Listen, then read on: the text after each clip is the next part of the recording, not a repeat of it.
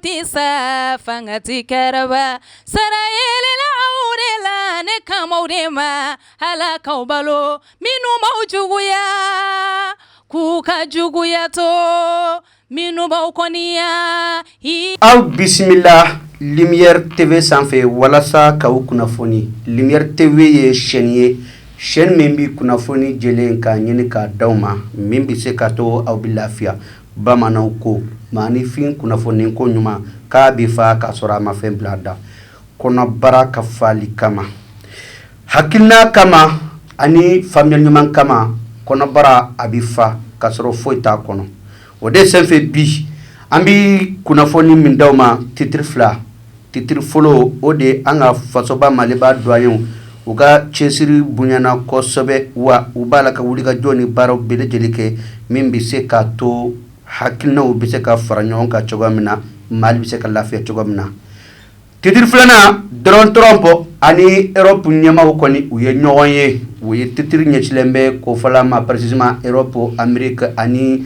Russie jamanaw n'o ye Fédération de Russie maaw olu ka ko a ɲɛsilen b'o ma bi an b'a daminɛ titre fila in na wa kunnafoni wɛrɛw bɛ minnu bɛ fara a kan ka di aw ma min bɛ se k'a to aw bɛ faamuyali ɲuman sɔrɔ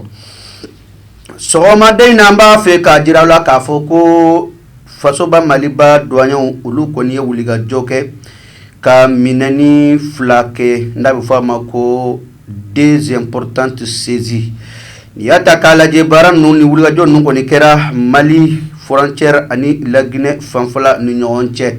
wa jirala fana k'a fɔ ko minɛni fɔlɔ o kɔni de ye fɛn ye fɛn min ɲɛsilen bɛ dɔrɔgu ko ma dɔrɔgu juguba a dontɔla fasoba maliba kɔnɔ o kɔni y'a cɔmi coyi ka jɔ n'a ye ka jira diɲɛ bɛɛ na k'a fɔ ko nin tɛ se ka don an ka jamana kɔnɔ wa a man ɲi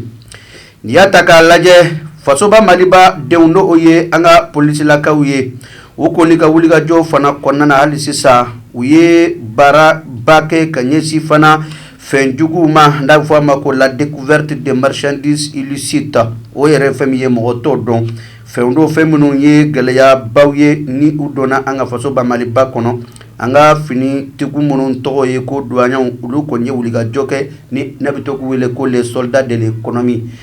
kunnafoni sɔrɔcogoya fɛ a bɛ jira k'a fɔ ko an ka fasoden ninnu kɔni ye nin minɛniba minnu kɛ nin tile fila in na kɔnɔ i b'a ye k'a fɔ u bɛ nin na a bɛ waati jan bɔ kalo ou bien a bɛ se k'a fɔ semaine o semaine ou bien semaine fila o semaine fila o bɛ minɛni kɛ ka ɲɛsin nin kojugu ni fɛn jugu ninnu ma k'u daga ta ka bɔ fasoden maliba da a la n'i y'a ta k'a lajɛ an ka douaniers kɔni olu ka wulikajɔ ni nin ka baara in a bɛ don hakɛ kɔnɔ hukumu kɔnɔ komi ni a ɲɛna jamana ɲɛmaaw fɛ ka ɲɛsin u ma k'u ka a lajɛ sɛgɛsɛgɛliw ka bonya kosɛbɛ jateminɛ ka kɛ sabula tourisme kɛlɛ min bɛ ka kɛ an ka fasoba maliba kɔnɔ nin fɛn ninnu o caman bɛ yen nɔ o bɛ don n'a ye ka na don terrorisiw la ka o drogue ni fɛnw k'u la k'u bila ka taa kojuguw kɛ o fana kɔfɛ a bɛ fɔ fɛn min ma ko marifaw ni u ɲɔgɔnnaw caman ni wariw u caman bɛ don an ka jamana in kɔnɔ ka taa di terrorisme ma walasa ka bali douaniers kɔni u ka capacité ani u ka baaraw dɔ farala kan wa wulikajɔ ni baaraw u b'a la su ni tile bɛ se ka to o bɛ jamana kisi o ko ninnu tɔɔrɔ ma n'an bɔra yen halisa an bɛ taa AES jamana kan a bɛ fɔ fɛn min ma ko protection des données agricoles o tɛ fɛn wɛrɛ ye koyi an ka sɛnɛyɔrɔ olu ka fɛn ninnu bɛ se ka protéger cogo min na sɛnɛkɛyɔrɔ bɛ protéger adamadenw minnu bɛ sɛnɛ kɛ o bɛ protéger sɛnɛ yɛrɛ taa ka segin na kungun bɛɛ n'a bɛ fɔ a ma ko le processus agricole o bɛɛ lajɛlen bɛ se ka kisi cogoya min na wulikajɔ ni baaraw kɔni bɛ ka kɛ Nizɛrikaw fɛ n'i y'a ta k'a lajɛ a bɛ fɔ fɛn min ma ko webinaire o tɛ fɛn wɛrɛ ye koyi o de ye ka i n'a fɔ ka hakilina falenfalenw kɛ bɔlɔlɔsiraw fɛ an ka fasoba maliba ka taa fara Burkina ka taa fara Niger ka wulikajɔ ni baara ninnu kɔni bɛɛ kɛra Niger jamana kan wa a jirala fana k'a fɔ ko nin baara ninnu kɛra le 15 août 2025 san 2025 o kalo tile 15 tɛmɛnen a jirala fana k'a fɔ ko nin wulikajɔ ni baara ninnu ko a kɛra minnu fɛ o de y'a fɔ min ma ko les autorités de protection des données à caractère personnel, données à caractère données à caractère agricole, voilà, données à caractère agricole. Wa AES jamanaw ka olu bɛɛ lajɛlen sɛmi yɛrɛ na min bɛ se ka to bi kisi ni ko jugu ninnu ni fɛn jugu ninnu tɔɔrɔ ma sabula adamaden n'i ma dumuni ɲuman kɛ i kɔnɔbara tɛna lafiya wa i yɛrɛ tɛna lafiya wa dugukolo tɛna se ka lafiya o de la ka dugukolo lafiya ka adamadenw yɛrɛ lafiya ka minnu lafiya minnu b'a baara kɛ nin wulikajɔ nin baara nin kɔni kɛra Niger kaw fɛ le 15 août 2025 tɛmɛnen halisa an bɛ to Maliba kɔnɔ nin waati na n'an segira ka n'an ka faso ba Maliba kɔnɔna na le 18 août 2025 a bɛ fɔ fɛn ma ko la maison des aînés o tɛ fɛn wɛrɛ ye koyi o ye an ka maakɔrɔw ka so n'a filɛ ni a se ye 2000 kɔnɔna na a jirala k'a fɔ ko ɲɔgɔnyeba dɔ kɔni kɛra yen nɔ o ɲɔgɔnyeba in minnu y'a sigi sen kan o de l'office national de pipil la nin kɔni ye maaw ye maa minnu ni olu ka wulikajɔ n'u ka baara ɲɛsilen bɛ kosɛbɛ denmisɛnnin ko ma wa maa minnu bɛ yen n'u ka baara ɲɛsilen bɛ adamadenya hakɛ jateminɛ ko n'a fɛn caman ma n'u b'a fɔ o ma ko l'Institut national de prévoyance sociale o tɛ fɛn wɛrɛ ye koyi d'accord ɲɛ kala fɔ ko l'INPS olu kɔni ye dɛmɛbaw kɛ ka ɲɛsin ni maa ninnu ma wa denmisɛnnin damadama dɔ bɛ yen olu ye bourse d'études di u ma min bɛ se ka to u bɛ se ka to ka kalan an'u ka wulikajɔ n'u ka baaraw kɛ yɔrɔ wɛrɛ wa hakilinasigi la kalanko sira fɛ l'INPS fana a ye nin maa ninnu kɔni dɛmɛ seko ni dɔnko bɛɛ lajɛlen la wa maa duuru hakɛ olu kɔni u bɛna kalan sɔrɔ fu wa jateminɛw ni baaraw bɛɛ ka kɛ bɛ se ka to maa caman bɛ se ka fara o kan wa n'i y'a ta k'a lajɛ Mali kɔnɔ yan n'an sera ka kalan ɲuman sɔrɔ denmisɛnninw ye kalan ɲuman sɔrɔ u bɛna se ka bɔ u yɛrɛ la wa Mali yɛrɛ mɔgɔw bɛ o la kosɛbɛ bɛ se ka to fasoba Maliba bɛ se ka lafiya cogoya min na hali sisan n'an bɔra an bɛna an ka fasoba Maliba kɔnɔ toujours an bɛ taa fɔ min ma ko la saison de pluie n'i y'a ta k'a lajɛ san 2025 ale kɔni ye fɛn ye fɛn min ni waati na hali an filɛ yɔrɔ min na sa san kɔni a jiginna kosɛbɛ Bamakɔ kɔnɔ yan n'i y'a ta k'a lajɛ groupe Lumière Jabalaba la Lumière TV o Jabalaba la sanji kɔni caman bɛ ka na o de la n'i y'a ta k'a lajɛ a bɛ fɔ min ma ko la réunion interministérielle o tɛ fɛn wɛrɛ ye ko ministre minnu ka wulikajɔ n'u ka baara ɲɛsilen don ko adamadenw ka jateminɛ ko kɛ précisément manifin bɛ se ka kisi cogoya min na ɲinan sanji inondation n'a fɛn caman hali n'a y'a sɔrɔ fasoba Maliba denw kɔni wulikajɔ kɛ waati jan na k'a jira k'a fɔ k'u bɛ ko bɛɛ lajɛlen kɛ bɛ se ka to ɲinɛ kɔni inondation kana kɛ o de la le 14 août 2025 n'i y'a ta k'a lajɛ jateminɛw y'a jira k'a fɔ ko i n'a fɔ fɛn 31 n'a fɔ a ma ko le cas d'inondation o kɔni de kɛra i n'a fɔ inondation 31 o kɛra Maliba kɔnɔna na fan bɛɛ a Mali fantan naani bɛɛ lajɛlen n'i y'a fara ɲɔgɔn kan o fana kɔfɛ a jirala k'a fɔ ko 5 cas de poudre et 4 cas de vent o de tɛ fɛn wɛrɛ ko i n'a fɔ bugubugu kɔni min kɛra a bɛ 5 bɔ wa a bɛ fɔ min ma ko vent violent o tɛ dɔwɛrɛ ye koyi o de ye fiɲɛba cili kɔni ko o fana bɛ taa 4 na a jirala fana k'a fɔ ko ɲinan ta in sa n'o de ye ɲinan saison ye ko dégâts min kɛra pour le moment kɔni a bɛ taa fo maa 21 kɔni olu banana wa maa 21 olu sara nin ko in na wa maa 37 olu kɔni banana nin ko in na wa jirala k'a fɔ ko tiɲɛni kɔni min kɛra ka ɲɛsin so ko ma n'a bɛ fɔ a ma ko maison a kɔni ka a bɛ taa 495 la wa a jirala fana k'a fɔ ko fɛn minnu ye gɛlɛya minnu sɔrɔla n'i y'a gɛlɛyaw ninnu bɛɛ lajɛlen fara ɲɔgɔn kan a juguman n'a ɲuman kɔni fara ɲɔgɔn kan a bɛ taa fo 9,155 la n'a fɔ a ma ko 9155 personnes affectées minnu ye gɛlɛya sɔrɔ minnu ka finiw taara minnu ka samaraw taara minnu ka baw sara minnu ka sow tiɲɛna minnu ka i n'a fɔ gɛlɛyaw ye minnu ye gɛlɛyaw sɔrɔ dɔrɔn n'i y'a bɛɛ fara ɲɔgɔn kan a bɛ taa maa 9,000 ani maa 155 la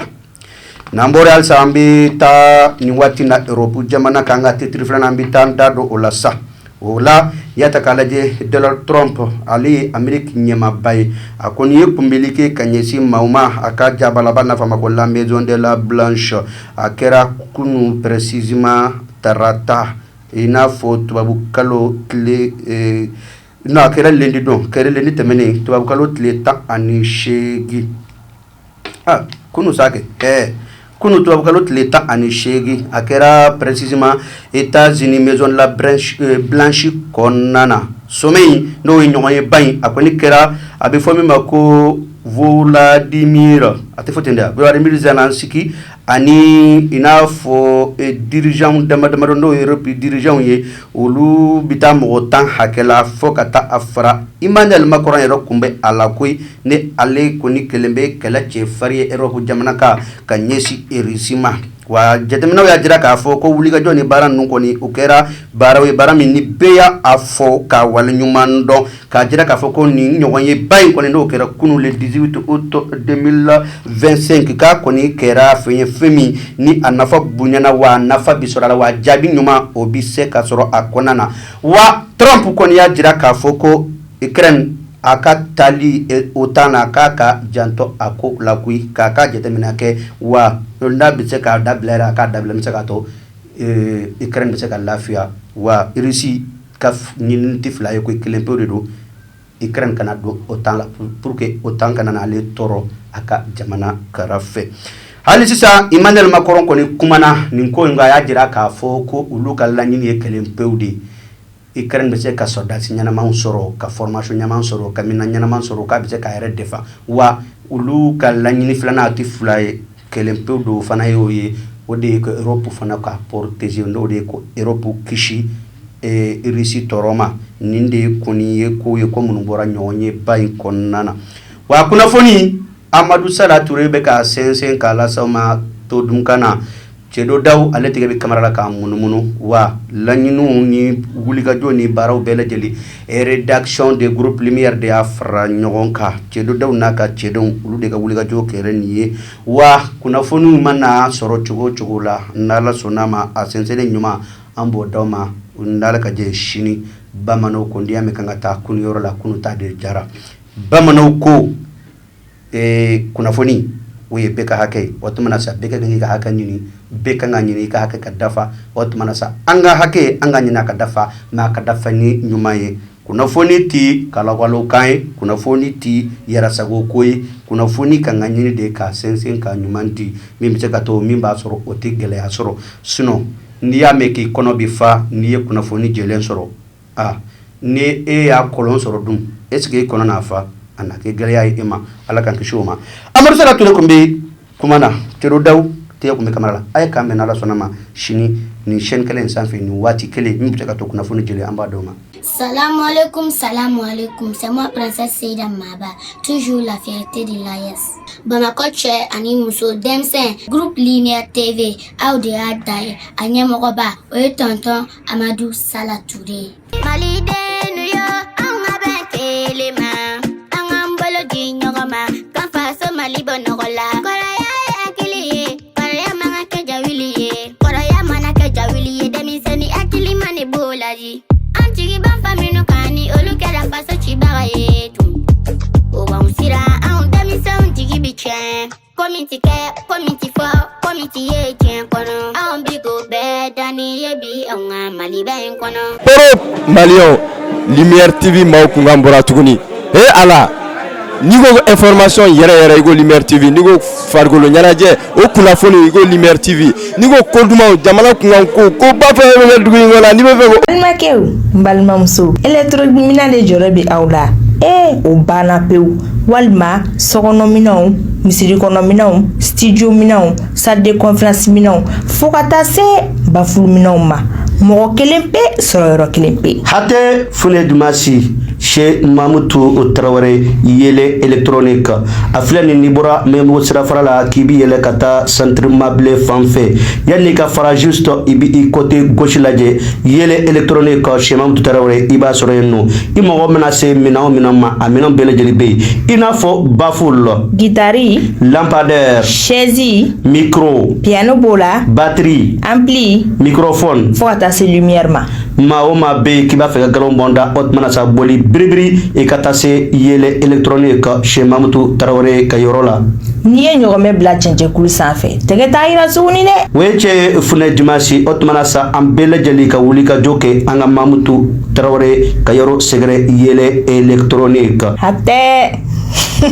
Aw ma ye Lumière TV ma ko ti sa fanga ti kɛrɛba sara yɛlɛla aw de la ne kamaw de ma Ala k'aw balo minnu b'aw juguya k'u ka juguya to